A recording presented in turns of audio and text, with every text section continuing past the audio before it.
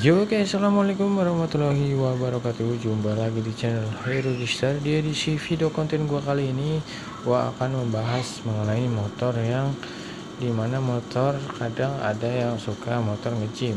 Nah, nge-gym atau kancet ya, atau emang kehabisan oli. Nah, ini teman-teman bisa ikuti cara-cara langkah-langkah yang mau gue jabarkan di sini ya. Nah, langkah yang pertama yaitu untuk memastikan si oli ini habis atau motor nge-gym itu ya, kendalanya biasanya aja di oli. Nah, olinya habis ya.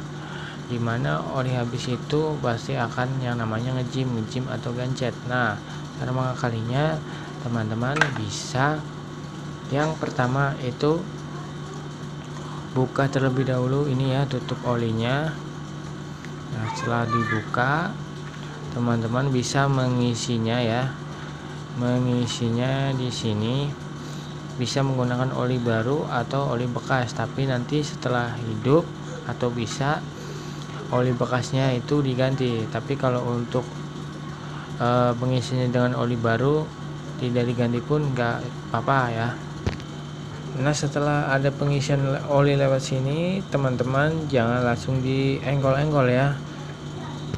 Nah, teman-teman lanjut ke sini ya. Ini kan ada busi. Nah, ini untuk di motor matic sebenarnya hampir sama saja sih, mau di matic mau di bebek itu ketika motor nge-gym ya. Ini ya, ikuti cara-caranya yang tadi.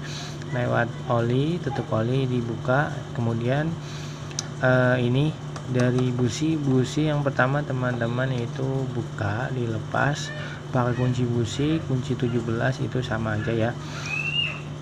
Nah, setelah dibuka teman-teman, businya dilepas. Di sini kan ada drat olinya drat busi. Nah, teman-teman isi dengan oli lewat sini juga ya, agar mempermudah ya. Oke, setelah itu teman-teman bisa mulai mengengkol kalau keadaan darurat ya, tidak bawa kunci atau tidak ada kunci buat memutar di sini ya. Ini kan di sini ada magnet. Nah ya, diputar secara pelan-pelan ya, pakai kunci 17 kalau nggak salah ya. Diputar dikit-dikit,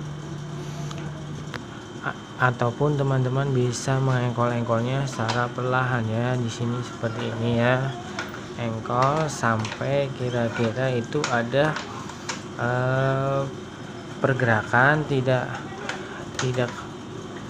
macet yang keras begini ya teman-teman. Ketika sudah ada pergerakan ke bawah seperti ini, lakukan berkontinu ya, lanjutan 5 1 sampai 10 sampai si ini ada kompresi dan enggak terlalu keras, enggak terlalu lembek ya. Pada saat pengengkolan di sini businya jangan dipasang ya. Tujuannya apa?